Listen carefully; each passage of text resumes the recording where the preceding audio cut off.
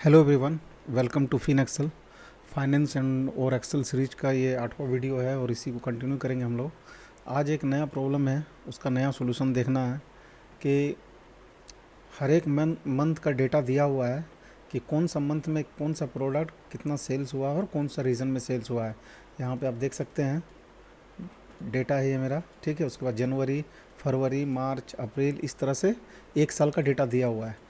अभी हम लोग को क्या करना है, क्योंकि प्रॉब्लम क्या है कि एक साथ रहता तो हम लोग डायरेक्ट फार्मूला लगा के निकाल लेते, लेकिन यहाँ पे क्या है कि अलग अलग शीट में डेटा दिया हुआ है, तो थोड़ा सा कैलकुलेशन करने में लेंदी हो सकता है, क्योंकि बार बार हम लोगों को अगर मान लीजिए आप एग्रीगेट फंक्शन लगाएंगे तो फिर थोड़ा सा बड़ा हो जाएगा। तो उसके लिए मैंने छोटा सॉल्यूशन इसका ढूंढा है कि कैसे कर सकते हैं।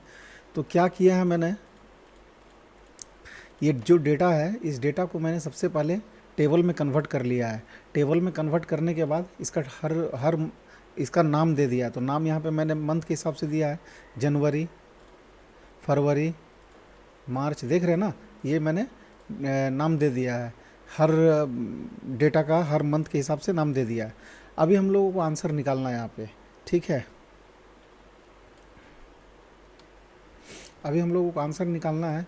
मान लीजिए मुझे जून महीने का ईस्ट रीजन में जो टॉप 3 सेल्स है, मतलब हाईएस्ट 3, फर्स्ट नहीं चाहिए, हाई फर्स्ट नहीं चाहिए, सेकंड हाईएस्ट नहीं चाहिए, थर्ड हाईएस्ट चाहिए। तो वो कैसे निकालेंगे। उसी तरह मुझे अगर कोई और महीने का, मान लीजिए मुझे सितंबर का वेस्ट में कितना सेल्स हुआ है और वो मुझे सेकंड हाईएस्ट चाहिए या थर्ड हाईएस्ट चाहिए या फोर्थ हाईएस्ट चाहिए, तो कैसे निकालेंगे। तो इसके लिए सबसे पहले क्या करेंगे हम लोग, इक्वल टू इनडायरेक्ट का फॉर्मूला लिखेंगे, इनडायरेक्ट, और रेफरेंस में आप ये वाला दे दीजिएगा, क्योंकि मैंने वहाँ पे नाम से चेंज किया हुआ था, तो कंट्रोल एंटर कर दीजिएगा, ठीक है। ये देखिए इसका डेटा यहाँ पे आ गया मुझे, ठीक है। अभी आप इसको चेंज करेंगे तो यहाँ पे डेटा भी चेंज होगा। ये देखिए अक्टूबर कर रहे हैं, तो सारा डेटा यहाँ पे मेरे पास आ गया। अब क्या करना है, मुझे मान लीजिए हाईएस्ट, सेकंड हाईएस्ट निकालना है जून महीने का, वेस्ट में कितना सेल्स हुआ है, ठीक है। अभी मुझे नहीं पता है कि क्या हुआ है, मुझे कुछ भी नहीं पता है, क्योंकि डेटा बड़ा हो सकता है, ये तो छोटा डेटा है, और बड़ा हो सकता है, तो फिर ढूंढने में, वो फिल्टर एक एक करने में बहुत टाइम लगेगा, आपको लेंदी होगा। तो इसमें आपका टाइम सेविंग भी होगा और तुरंत बहुत आसानी से बनेगा। तो इसको देखिए, पहले क्या करेंगे हम लोग, सबसे पहले इक्वल टू फिल्टर, फिल्टर लगाएंगे। उसके बाद पूरा एरे को सिलेक्ट कर लेंगे, थोड़ा सा बड़ा रखेंगे क्योंकि डेटा फिर बाद में बढ़ भी सकता है, उसी लिए, ठीक है। कोमा, इंक्लूड क्या करना है, इंक्लूड करना है आपको कैल 80,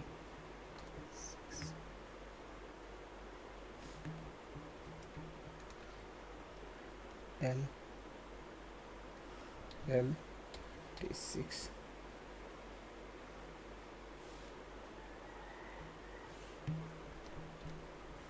सॉरी यहाँ पे थोड़ा सा मैं इसको ठीक कर देता हूँ, फिल्टर, चलिए इतना ले ले रहा हूँ, बैक स्पेस 4, उसके बाद कोमा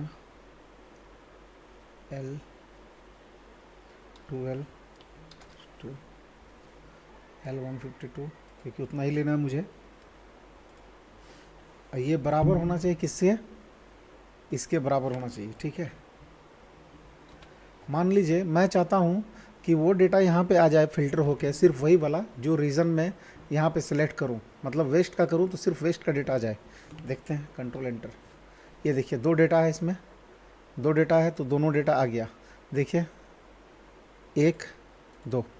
अब इसमें तो आसानी से निकाल लेंगे क्योंकि यहाँ पे 2 है दिख रहा है, बट ज़्यादा रहेगा तो क्या कीजिएगा, फिर कैसे सेलेक्ट कीजिएगा।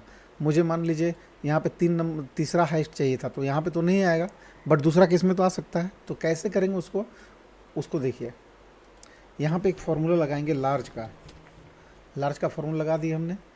एरे मुझे यही चाहिए, कुछ चेंज नहीं करना, एरे मेरा आ गया है। उसके बाद कोमा देंगे और इसको सेलेक्ट कर लेंगे, ठीक है। ये देखिए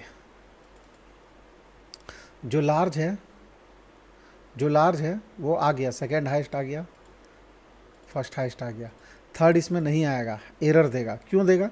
क्योंकि इसमें तीसरा है ही नहीं बड़ा। तो उसको अब सॉर्ट करने के लिए उसको ठीक फिक्स कर कैसे करेंगे, तो उसके लिए और एक फार्मूला लगाएंगे। ध्यान से देखिए, इफ़ एरर का, इफ़ एरर में मतलब अगर एरर रहेगा तो ये वाला वैल्यू मेरा ठीक है, ठीक है। और अगर कुछ एरर रहा तो फिर क्या देंगे, यहाँ पे मैक्स इफ़ का फॉर्मूला लगाएंगे। मैक्स इफ्स का मैक्स रेंज मेरा ये रहेगा,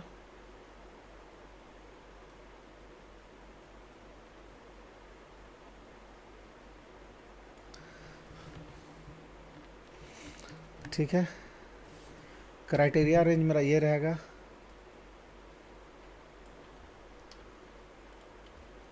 ठीक है। और क्राइटेरिया जो मेरा रहेगा वो ये रहेगा। अभी बस आपका काम हो गया, अभी आपको कुछ करना नहीं है, कंट्रोल एंटर दबा देना है। ये देखिए आपको जो टॉप रहेगा यहाँ पे, क्योंकि ये 3 नंबर नहीं ढूंढ पा रहा है, ठीक है, ये 3 नंबर नहीं ढूंढ पा रहा है, यहाँ पे 2 ही है वेस्ट का, तो ये तीसरा जो मतलब जो सबसे बड़ा रहेगा उसी को दिखाएगा। इस केस में आप देख लीजिए, ये वाला बड़ा है तो इसीलिए इसी को दिखा रहा है। अभी आप दूसरा केस लीजिए, मान लीजिए आपको जनवरी का देखना है साउथ में, तो ये तीसरा नंबर में ये है, दूसरा नंबर में ये होगा, पहला नंबर में ये होगा और चौथा नंबर में होगा। First highest, second highest, third highest, fourth highest. अब आप अकॉर्डिंगली जो भी चाहिए आप निकाल सकते हैं। तो ये बहुत आसान है, बार बार आपको कुछ करने का ज़रूरत नहीं, एक बार फॉर्मूला लगा दीजिए, उसके बाद सिर्फ आप रिजल्ट यहाँ पे डेटा आप अपडेट करते जाइए। ये जैसे जैसे डेटा अपडेट होगा यहाँ पे ऑटोमेटिक ये आंसर भी अपडेट होते रहेगा। तो ये है, बहुत आसान है, इसको आप अगर प्रैक्टिस करेंगे तो और अच्छा से समझ में आएगा।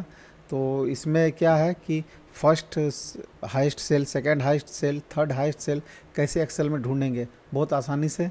इनडायरेक्ट फंक्शन का यूज़ करेंगे, फिल्टर फंक्शन का यूज़ करेंगे, सम मैक्स इफ्स का करेंगे और लार्ज का करेंगे। उम्मीद है दोस्तों ये आपको समझ में आ गया होगा। अगर नहीं, फिर भी समझ में नहीं आ रहा है कि कैसे इसको किए हैं, तो ये वीडियो आप 1-2 बार और देख लीजिए, ठीक है। अगर कुछ डेटा या कुछ क्वेश्चन रहेगा तो आप ज़रूर पूछ सकते हैं। Thank you.